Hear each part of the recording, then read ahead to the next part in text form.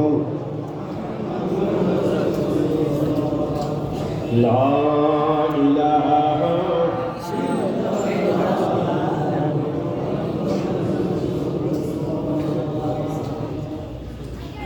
সাল্লাল্লাহু আলাইহি আল্লাহ ওয়াজ করেন ইন্নাল্লাযীনা ক্বালু রাব্বুনাল্লাহ, যারা আমি আল্লাহকে রব হিসেবে স্বীকার করল, সুম্মা ইসতাকামু, এই কথার উপরে ইস্তিকামাত দৃঢ়তা ইস্তিকামাত ঈমানের পরে তাতানাজ্জালু আলাইহিমুল মালায়েকা, আমি আল্লাহ তাদের কাছে ফেরেশতা পাঠিয়ে দেই। ফেরেশতারা বলে বান্দারে আল্লাহ আল্লাহ রাসূলকে বিশ্বাস করেছো, আল্লাহ তাখাফু ওয়ালা তাহজানু, তোমার কোনো ভয় নাই, তোমার কোনো চিন্তা নাই। ওয়াবশিরু বিল জান্নাহ, আল্লাহু আকবার জোরে। তোমাদেরকে বেহেশতের সুসংবাদ দেওয়া হইল, জান্নাত বেহেশতের সুখবর।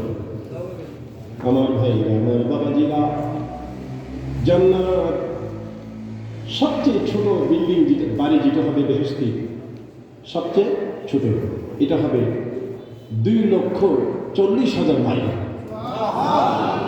ভলিউমটা বাড়াইয়া বলেন, সবচেয়ে ছোট জান্নাতটা 2,40,000 মাইল।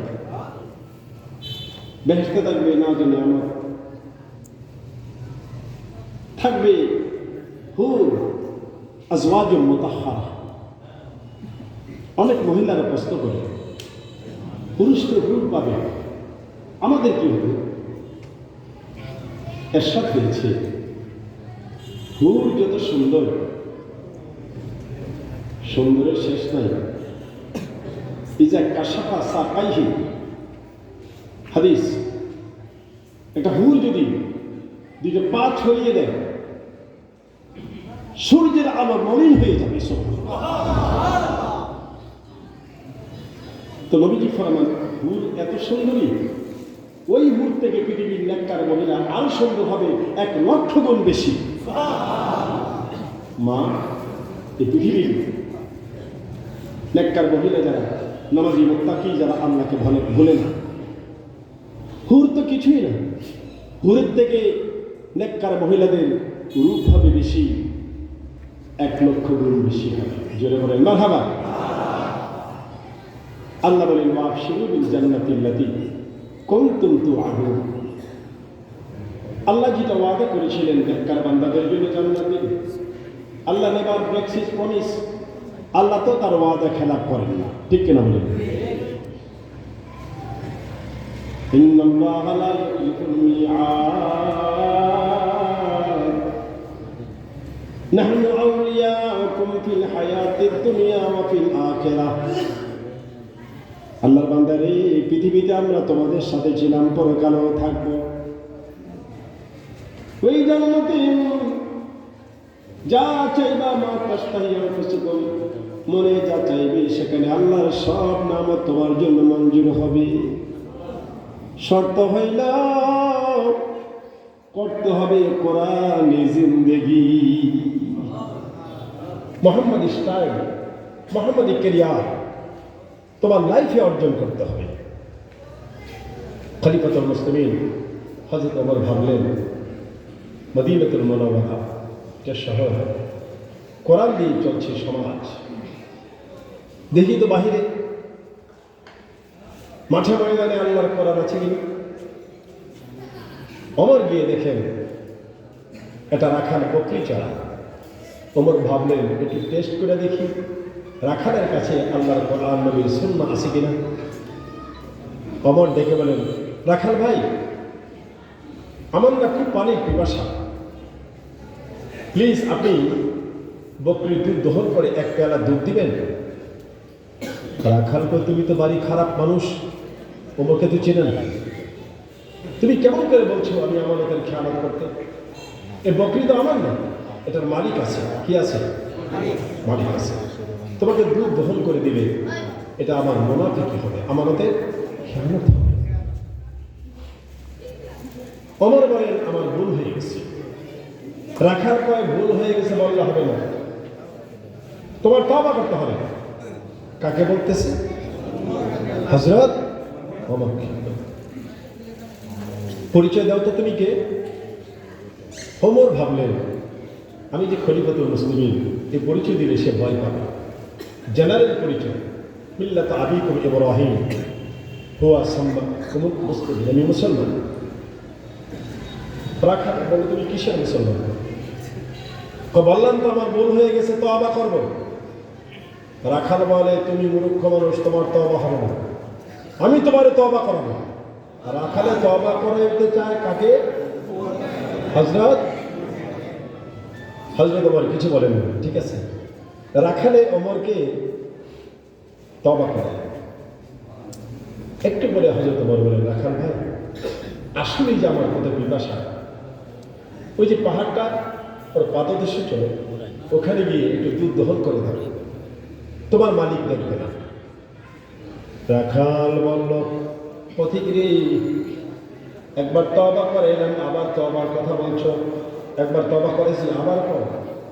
ওই রাখাল পাহাড়ের পাশে দুধ দহন করলে আমার মালিক দেখবে না। রাখাল পথিক জবাব দে, তামাম জাহানের মালিক আমার আল্লাহ কি দেখবে না? বলেন সুবহানাল্লাহ। হযরত ওমর সেজদা দিয়া বলেন, আল্লাহ গো, তোমার দরবারে শুকরিয়া রে আমার আল্লাহ। তোমার কোরআন চালু থাকলে, কোরআনী সমাজ থাকলে, সরকার ভুল করলেও রাখাল ভুল করে না। সুবহানাল্লাহ বলেন। সরকার ভুল করলেও, জোরে বলেন, সরকার ভুল করলেও কখন? যখন কোরআনী সমাজ থাকে। আমার ভাইরা, আমার বাবাজিরা, হযরত ওমর সেজদা দিয়া কান্দে, মাথা উঠাই কয়,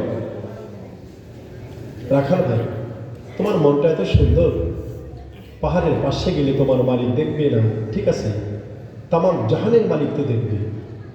কি যে তোমার সুন্দর মন, আসলে তুমি কি চাও?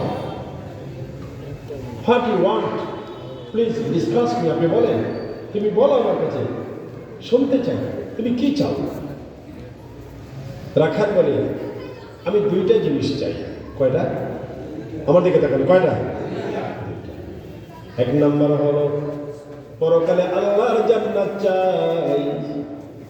আর এই বর্তমান ওয়ার্ল্ডে খলিফাতুল মুসলিমিন হযরত ওমর, যে ওমর আঙ্গুলটা নাড়া দিলে দুনিয়াটা নড়ে, একটা নজর আমি হযরত ওমরকে দেখতে চাই। কার সাথে কথা বলি? এটা পরিচয় জানেন। ওমর বলেন, তুমি যে পরকালে জান্নাত চাও, পরকালে জান্নাত পাবা, তাতে কোনো সন্দেহ নেই। বাকি কথা কও, পরকালে জান্নাত পাবে, নগরটা বলতে পারো না। ওমরকে কোথায় গেলে পাওয়া যাবে? ওমর বলে, রাখাল রে, ওমর তো মসজিদে নববীর ইমাম, নামাজ পড়ায় রে রাখাল। তুমি যদি ওমরকে দেখতে চাও, আজান হইলে আগে আগে যাইয়া ইমামের পেছনে জায়গা দখল করে তোমার বসতে হবে। আবার রাখাল কয়, ভাই আমি হইলাম রাখাল বারেন্দার মুসলিম। কোন জায়গায়? কথা বলে কোন জায়গায়? আমি কেমনি শুনি সামনে যাবো? ওমর বলে, নো রিস্ক নবী, জীবনে পদক্ষেপ না নিলে তুমি কিছুই করতে পারবে না। কয় ঠিক আছে, যা করে আল্লাহ। আজানের সাথে সাথে রাখাল এক দৌড়ে যায় ইমাম যেখানে, তার পেছনে জায়গায় গিয়ে বসলো। এদিকে আমার নবীজি ওয়াজ করে গেছেন, সাহাবীরা আমি ইমামতি করলে আমার পিছনে আবু বকর দাঁড়াবে, আবু বকর ইমামতি করলে আবু বকরের পিছনে ওমর দাঁড়াবে, ওমর ইমামতি করলে ওমরের পিছনে ওসমান গনি দাঁড়াবে। এখন যে সিস্টেম, ওমর ইমামতি, পিছনে জায়গাটা হযরতে ওসমান গনি, যেরকম কার, এই কার জায়গাটা? নবীজি বলে গেছেন, কেউ যদি জায়গাটা দখল করে বসে যায়, তোমার ধাক্কাতে কি করে উঠাই দিও না, যেহেতু নামাজে আসছে। একটু করে আসছেন হযরত ওসমান গনি রাদিয়াল্লাহু তাআলা, এসে দেখে জায়গা দখল। কি দেখে? আরেকটু জোরে। এটা আমাদের সমাজের জায়গা না। সমাজে কিছু খারাপ লোক আছে, এরা দুর্বল মানুষের উপর অত্যাচার করে, জোরে জায়গা দখল করে। আপনাদের এদিকে হবিগঞ্জে কি আছে? আছে? খালি জিন্দগি है या कोई तूफान है। এটা নামাজের জায়গা। ওসমান গনি রাদিয়াল্লাহু তাআলা আসসালামু আলাইকুম। আপনি কে ভাই? কয় আমি বারান্দার মুসল্লি। কোন জায়গা?